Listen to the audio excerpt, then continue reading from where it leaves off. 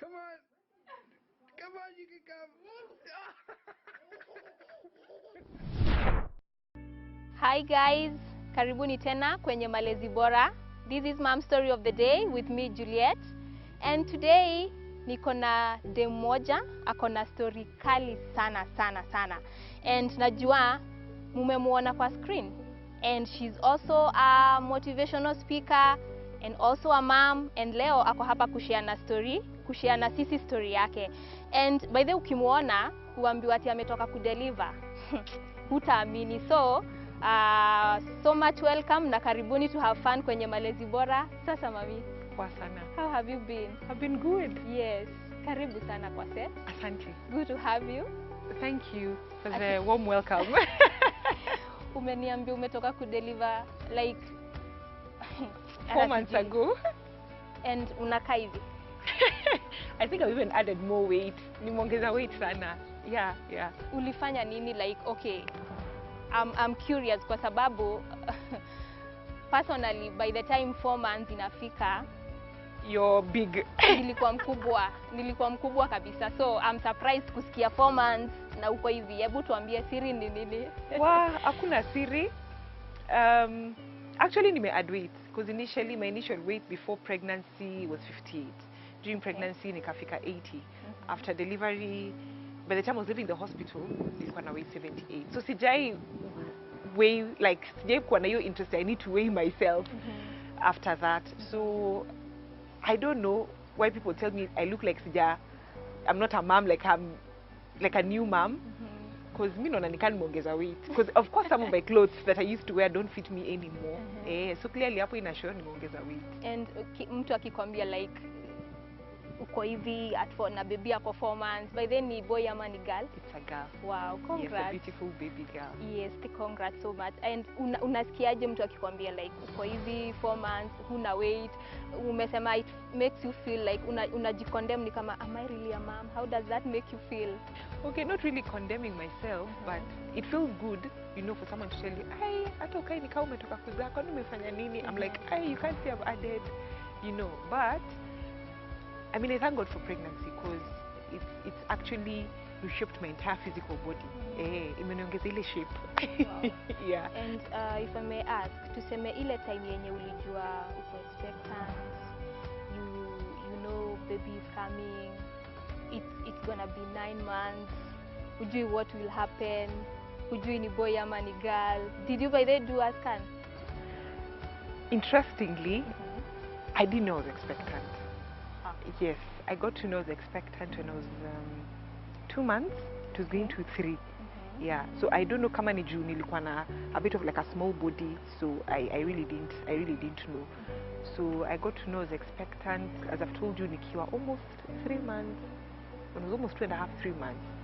And nilipata tu kapia nimeemployiwa standard group, you know.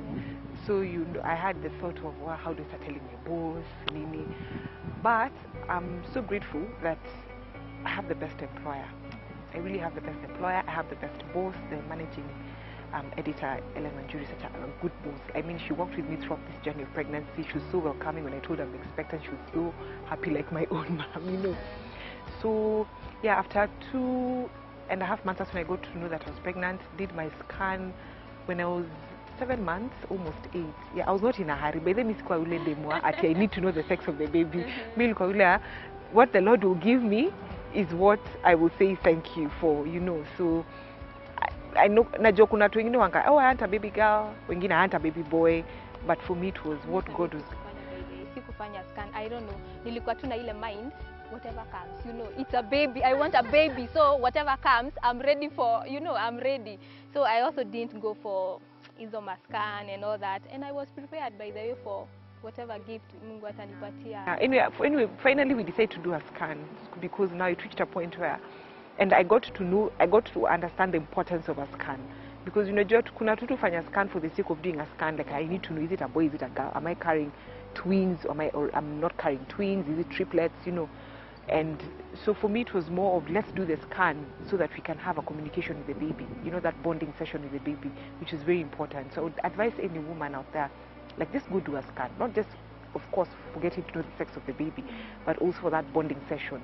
And once you got to know that I was carrying a baby girl, we got a name for the girl and for the baby, and the bonding session started from there, you know, talking to the baby using the name, not calling it ama wewe nani, you know, but you're communicating with the baby, calling the baby by name. And surprisingly, people don't know, like, when you call the baby using the name of the baby, using her name or his name, they actually respond. Yes. So how was your journey? How was your pregnancy journey all through? Ulikuwa na mood swings, sijui hukutaka kuona nani? Sasa mizo ni vitu nilikuwa nasikia. Sijui mara sijui upendi nani. Sijui, because I hear people say, oh, my pregnancy ipendi so and so. Sijui my pregnancy, sijui perfume. Sijui my pregnancy, sijui onion. I thank God I didn't experience that. I had a smooth pregnancy, which I really thank God for. I was out enjoying my life, you know. You're married, of course, you're married and you're looking for a baby, you know, you're trusting God for a child. But what I'd like to tell someone out there, when you're trusting God for a child, let it not consume your entire life, you know, because, and that is something that someone told me, you know, like, when people are looking for a child, they just sort of think about, like, it consumes their mind. I need a child, I need a child.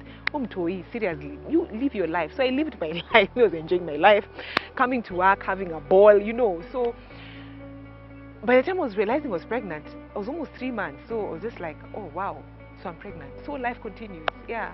And tuseme, you see, in my case, kuna mtu nikiwa na bola akaniambia, unajua hiyo uchungu inakuanga kali, ni kama welding, you know. When you're giving birth? No, before. When I was pregnant, unajua sasa imefika ile 5 months hivi mtu ameanza kunotice, hey, Juliet akona ball. So I remember there is a mama who told me the pain is too much, inakaa ya welding. So mi wacha nikwambie, I had fear.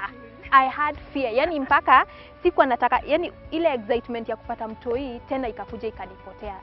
I want to sit back sasa, sijui welding kutaendaje sasa, because I could only imagine. No, I didn't experience any pain, surprisingly. I didn't experience any pain. Wakati wa labor? Labor, okay, my story is totally different. My story is totally different because for me I had to be induced like thrice. Yeah, twice tablets and then once the drip. I experienced that labor pain. So, but I personally, I was trusting God for a natural labor, not the one that I'm being induced, and it didn't happen the way I had hoped for. So I experienced that labor pain, and it was intense. But for how long and how was it? I labored for long, for close to 5 hours, more than 5 hours. 5 hours. Yes. But because of the situation I was in at that time, had to be done for an emergency CS, you know. So I had to undergo CS, and that's how I delivered. But I experienced that labor, man-made labor, because I had to be induced. I didn't go through the natural, God-given labor. Yeah. And by the time unatoka hosi, you know, after all that pain, and then there comes the baby, umeshika mtoi, umemwona. How was that feeling? Wow. Hey, I don't know how to explain that feeling. It's something you can't explain.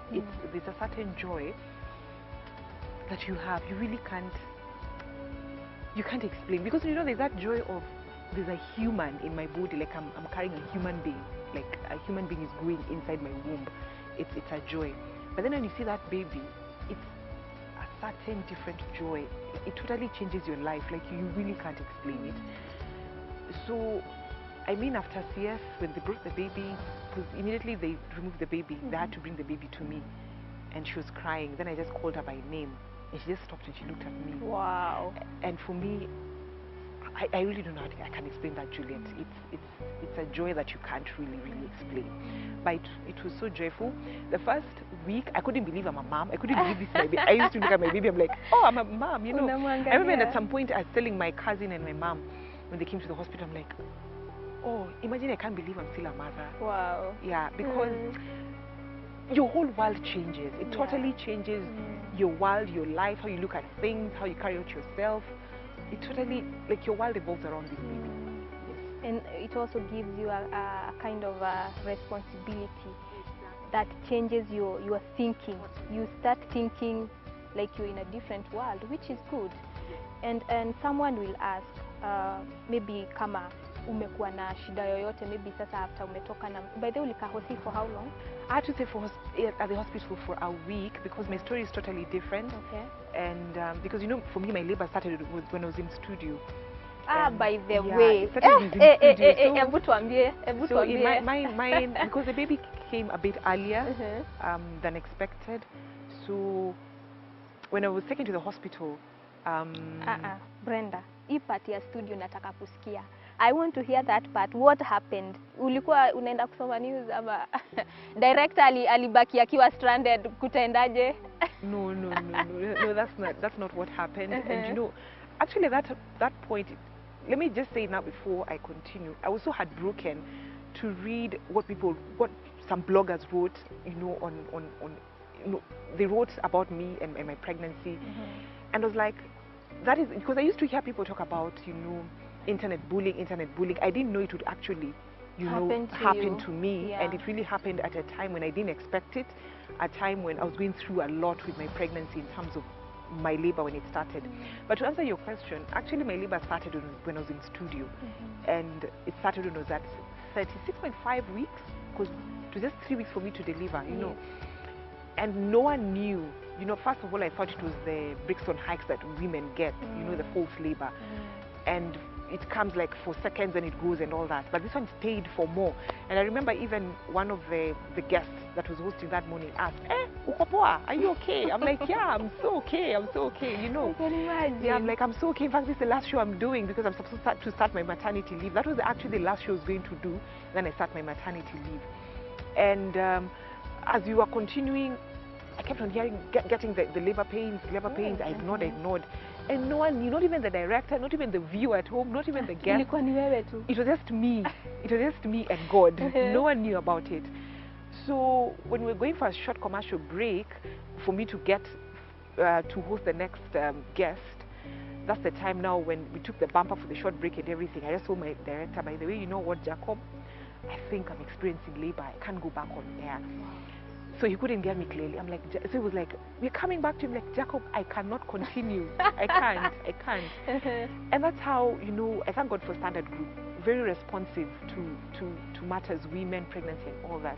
Within a few minutes, I was taken to the hospital. By the time I was arriving at the hospital, my gynecologist was there. And everything just went smoothly.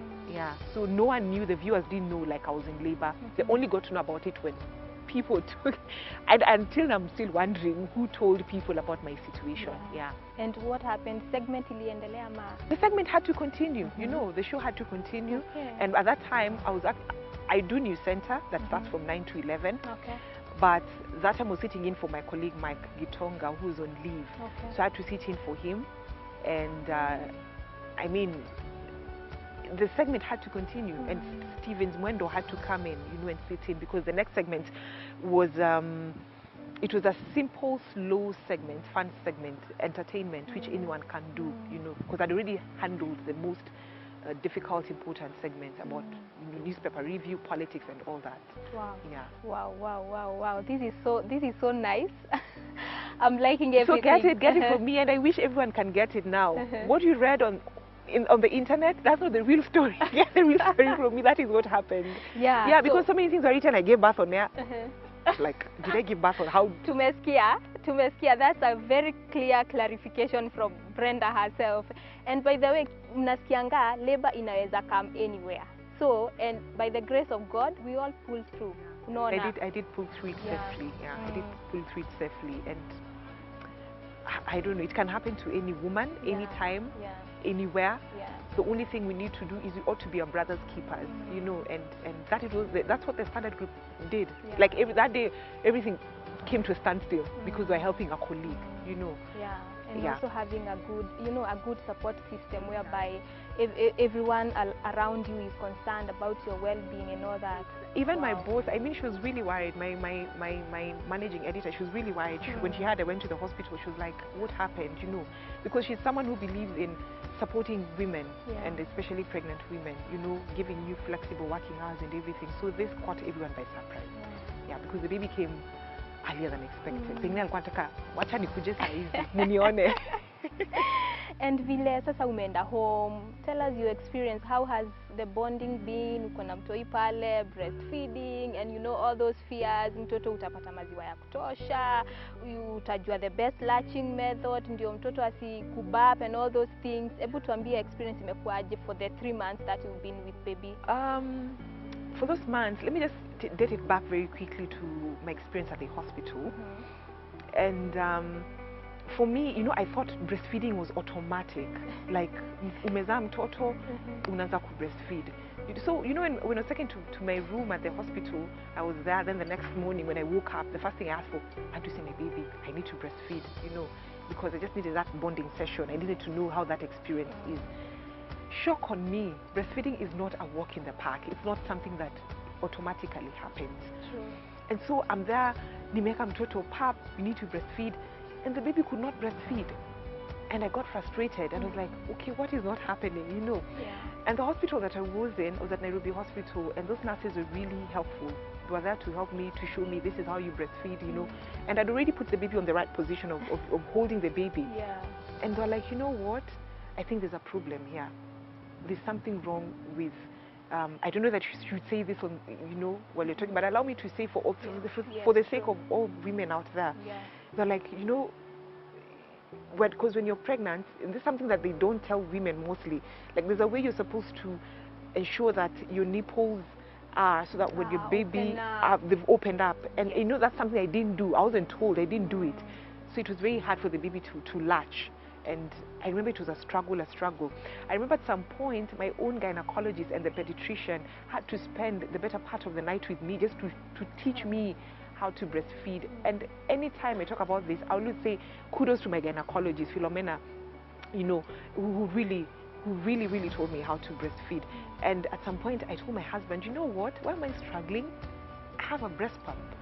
Just bring it. I pump, you know. And at that point, your breasts are so engorged, you're in pain. You have a lot of milk, you're in pain. Engorged breast is just like a hard stone, you know. Yeah, I know. So I was like, okay, now let me use the breast pump. It was still painful, had to stop. And my gynecologist just came and told me, you know what, put this aside, let's do it manually. And she helped me. I think she came in at around 11 p.m. when she was coming to do the round with me. And it took almost an hour. She helped me, you know, express milk so I can give my baby. And that is how my breastfeeding journey began. It wasn't an easy thing. And what people usually forget is, when people come to see their baby, they're like, oh, such a cute baby, oh, baby girl, oh. They forget about the mom. They forget to ask you, are you breastfeeding well? Are you latching? Are you having nipple cracks? They totally forget about, the focus is on the baby. So when they leave, you're left there in your own world of problems. Aki, ni ukweli. So, I mean, it just went on and went on. I remember at some point telling my, you know, the pediatrician, just write for me formula so I can give my baby. And my pediatrician was like, and that's frustration. yeah, you know. he was like, no, by the way, I'm not giving you anything. So 1 week I was in the hospital being taught how to breastfeed and everything. And of course, owing to the fact that I had gone CS, the doctors also, you know, monitoring how the healing is taking place and everything. So it was a mixed emotion. You're happy you have a baby, at the same time you're like, oh, I can't breastfeed. And when you think about putting the baby, you have a nipple crack, and that thing is painful. It was so horrible. Mimi nakumbuka nilikuwa nanyonyesha mtoi kama nimeinua mguu moja. Yeah, uko hivi, ukiona tu mtoto anakuja because of the pain. Yeah, and you know that also scares the baby, because the baby is like, there's not that connection. But I thank God again for my gynecologist. She's a woman I would recommend to any woman. She recommended me to a lady known as Lillian Kilo, who owns home care. Okay. You know, she owns a home care lactation clinic for mothers, and she sent me to this woman to just teach me how to breastfeed. You know, at that point you put away all your, oh, people know me, oh, CG what, now with this woman, what akuja kwamba, oh, ule nyuzanga you could breastfeed, you know. I put all that aside for the sake of my baby, and was just like, so I called that lady that my gyna gave me the number. I called her. She came home, and for the entire day she taught me how to latch. She taught me how to breastfeed. And I remember even when she was doing that, my boss, my managing editor, Ellen Wanjiru, also sent me, you know, photos of how to latch a baby, and I also used that. Wow. So personally, I felt loved. My friends, my boss, my doctor, my mom, my sister, my husband, all of them were there to help me latch. And from that, immediately she taught me how to breastfeed. The baby latched properly, and my breastfeeding journey has never been the same again. At some point I even asked my mom, I fail to understand how some women cannot breastfeed, because not because they have a health problem, not because the baby cannot latch, not because the baby cannot breastfeed, but because they say, CGO, my breast will fall, CGO. And for me, breastfeeding is a way of bonding with my baby. I see how she's breastfeeding, there she's looking at me, she smiles when she breastfeeds, and I feel so comfortable. And I'd like to tell pregnant women out there, mothers, that it's okay, it's all right not to know how to breastfeed. It's okay for your baby not to know how to latch. But one day this baby will know. Just one day at a time. Teach your baby. I had to teach my baby, and and don't feel like, oh, I look like I'm not a good mom. It will make, like I'm a failure if I tell people I don't know how to breastfeed. Like you are not ready. Exactly. Like you are not prepared. Exactly. You And I remember know what you are doing. Exactly. And I remember when my boss came to the hospital with my friend, my best friend Janet Chappell. They came to the hospital to, you know, to visit me, and she even took the baby and was like, this is how you put your baby. That is my boss. You know, this is how you put your baby. This is how you're supposed to you know, breastfeed. Tell me, if I didn't have a good working relationship with my friend, with my boss, how would I breastfeed? You know, they took their time to come and teach me. So it is okay for a pregnant woman who just delivered, a nursing mom, not to know how to breastfeed. It doesn't make you less of a person. True. Yeah. And up to now, you're still doing exclusive breastfeeding? Doing exclusive. It's not easy. I'm just like, this World Health Organization. When I'm only 6 months, initially it was 3 months. Okay. You know, but my baby is almost there. We're almost there. We're almost at that place of weaning. I'm remaining with 1 more month to go. Wow. And several times I've been tempted. Sijin introduced to Uji, Sijin introduced to, and I'm like, no. Popo. Yes, you still have time to go. And you know, women are different. You know, if in case you're not exclusively breastfeeding because you don't have enough milk, or because you have twins, because I know I've had stories, I don't know how true it is, mothers who've given birth to twins can't really afford to breastfeed both babies. It's okay. It doesn't make you less of a woman. It doesn't make you less of a mom. You're still a mother. You're taking care of that child. The little milk that you have still counts. So, I mean, for me, the first 3 months, I really had a lot of milk. A lot of milk. But the only thing I didn't do is I didn't pour milk. Until today, I know why breast milk is, nursing mothers call it gold. It's serious gold. So when I clicked in 4 months with the baby, my breast milk sort of started reducing, because that's the time I also got back to work. But thank God also for standard group, we have a lactation room where you can go, you know, express milk. And so my milk started reducing and all that. But then nikamwa, you know what, there's so many things that can increase milk production. The people who say siji kunywa supu, kula njahe, is njahe minji njahe, siji what. I never did njahe. I tried soup, it didn't work for me. So what I did was, I had to, nowadays what I do is I take lactation tea. Lactation tea is just a mixture of fenugreek and dill seed, and then I also do lots of oats and lots of water and greens. And that's how I'm managing, though it's not easy. So when I came back to work day 1, Mawazo ilikuwa bado home. Ilikuwa tu home. I was tempted to call, but I was just like, no, I'm not calling. Okay. When I just told my boss, okay, so can I go? My boss was like, and what are you doing here? You're supposed to be, you're a lactating mom, you're supposed to leave. So I'd get into the office at 10, by 3, they're going to 4, I'm out. Nilikuwa naingia ndani ya gari. 11, your friend is calling you, so can we meet? No, I'll tell you. Kesho. And you know that Kesho doesn't. Yeah, it didn't come. Like, Kesho. So the first week, it was really hard. It was not only hard for me, but also for the baby. Yeah. Because I'd get back home, I'd see the milk had expressed, the baby hadn't taken it properly, and so the nan would be like, oh, alikuwa amesumbua kunywa maziwa ni nini. But I'd get back, breastfeed and bottle feed the baby, because I had to train the baby how to bottle feed. Right now, it's okay.